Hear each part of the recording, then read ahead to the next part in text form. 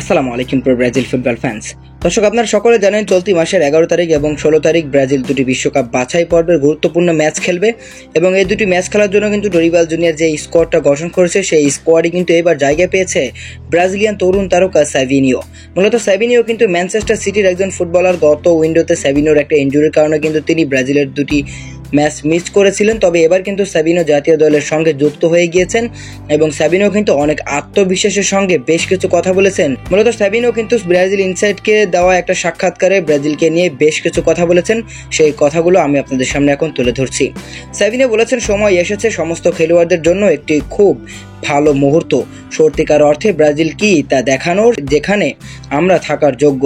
যাদেরকে ডাকা হয়েছিল তাদের প্রত্যেকেরই অবশ্যই মনের মধ্যে রয়েছে যাতে ব্রাজিল আবারও ম্যাচ জিততে পারে, যাতে ভক্তরা স্টেডিয়ামে গিয়ে আমাদের খেলা উপভোগ করতে পারে।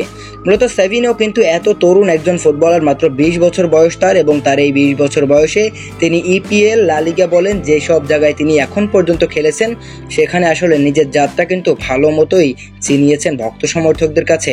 তো এই সাভিনো কিন্তু ব্রাজিলের একটা রত্ন বলতে পারেন এবং এই সাভিনোকে পেয়ে ব্রাজিল সমর্থকেরা অনেক বেশি খুশি। আর এই সাভিনোর মুখেই এত আত্মবিশ্বাসের সঙ্গে এতগুলো কথা শোনার পর ব্রাজিল সমর্থকেরা আশা করতেই পারে যে ব্রাজিল এই দুটি বিশ্বকাপ বাছাই পর্বের ম্যাচে অনেক ভালো কিছু করবে। তো দর্শক, সাভিনো যে কথাগুলো বলেছে এই কথা এবং কাজের সাথে কতটা মিল রাখতে পারেন তিনি, আমরা বিশ্বকাপ বাছাই পর্বের ও দুটো ম্যাচেই দেখতে পারবো। আপনার কি মনে হয়, সাভিনো কি এই কথার সাথে তার কাজের মিল দেখাতে পারবে, নাকি আরও একবার ব্রাজিল সমর্থকের হতাশ হবে?